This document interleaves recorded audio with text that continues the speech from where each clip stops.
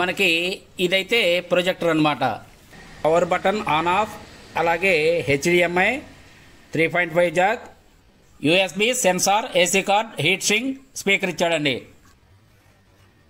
ఈ gate ఆటామ్ X3 అండి. ఇది అమెజాన్ లో ఇప్పుడు 8,000 ఉంది.